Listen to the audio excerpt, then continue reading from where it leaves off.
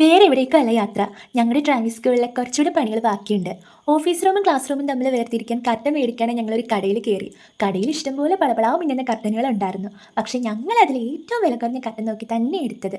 അത് മതി, അതിൻ്റെ ആവശ്യമല്ലേ ഉള്ളൂ. സ്കൂളിലെത്തി ഞങ്ങൾ പണികൾ ഓരോന്നോരോന്നായി തുടങ്ങി. പിള്ളേഴ്സ് ഇന്നലെ ഒട്ടും പണിയെടുക്കാത്തതുകൊണ്ടാവാം ഇന്ന് ഭയങ്കര മരണപ്പണിയായിരുന്നു. പക്ഷെ വീഡിയോ എടുക്കുന്നത് കാണുമ്പോൾ ഇപ്പോഴും മൂന്നെണ്ണം ഒഴിഞ്ഞു മാറി മാറി നടക്കുക. പുതിയ തലമുറയിലെ പിള്ളേരെ MDMS ഒക്കെ ആയി നടക്കുന്ന കാലത്തെ ഈ ന്യൂ ജനറേഷൻ പിള്ളേരെ ഇങ്ങനെ കിടന്ന് അധ്വാനിക്കുന്നതല്ലാതെ നമ്മൾ വേറെ എന്താ ഷൂട്ട് ചെയ്യുക? ഇതേ മുകളിൽ രണ്ടെണ്ണം ഡെസ്കിന് അടികൂടലായി. അപ്പൂസൊക്കെ താഴത്തേക്ക് ഒറ്റയ്ക്ക് ഇറക്കുമെന്നുള്ള ഒരേ വാശിയിൽ നിൽക്കുക. പക്ഷെ മുകളിൽ നിന്ന് താഴത്തേക്ക് നോക്കിയപ്പോഴേ അപ്പൂസിന് തലയിറക്കമായി.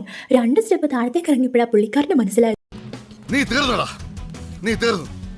ഇതത്ര നിസ്സാര പണിയൊന്നും അല്ലേ.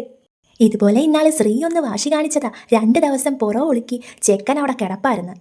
ഒറ്റയ്ക്ക് വഴിവെട്ടി വന്നവനാണ് ഞാൻ. ഒറ്റയ്ക്ക് വന്നവനെ കളിയാക്കുന്നോളാ പാട്ടികളെ. അധ്വാനിക്കുന്ന മനസ്സിന്റെ നിഷ്കളങ്കമായ പുഞ്ചിരി. ഇവരൊക്കെ ആകാംക്ഷയുടെ മുകളിലേക്ക് നോക്കി നിൽക്കുന്നത് വേറൊന്നും കൊണ്ടല്ല, കൊച്ചിച്ച് ശരിയാക്കിയ ആ വെള്ള ഉടുപ്പിട്ടവൻ ശരിയാക്കിയ ഫാൻ കറങ്ങുന്നുണ്ടോ എന്ന ആകാംക്ഷയിലാണ്. ഒട്ടും അഭിഷേകിക്കുന്ന ഗൈസ്, ഫാൻ കറങ്ങിയില്ല. ഫാനൊക്കെ പിന്നത്തേക്ക് കറക്കാൻ മാറ്റി വെച്ച് ഞങ്ങൾ കട്ടനിടലിലേക്ക് കടന്നു. പാവം കൊച്ചിച്ചു, അവൻ്റെ കൈയൊക്കെ മുറിഞ്ഞിരിക്കുവാണ്. മുകളിലത്തെ റൂമിൽ നിന്ന് ഫാൻ ഇളക്കിയപ്പോൾ അവൻ്റെ കൈയൊന്ന് മുറിഞ്ഞു. എങ്കിലും അവൻ ഭയങ്കര ആത്മാർത്ഥതയോടെ പണിയെടുത്തു. കർട്ടനൊക്കെ ഇട്ട് ഞങ്ങൾ ക്ലാസ് റൂമും ഓഫീസ് റൂമും വേർതിരിച്ചു. റൂമൊക്കെ നല്ല കുട്ടപ്പനാക്കി. അയ്യോ, ഇപ്പോഴാ ഒരു സമാധാനമായി. പണികളെല്ലാം തീർന്നല്ലോ.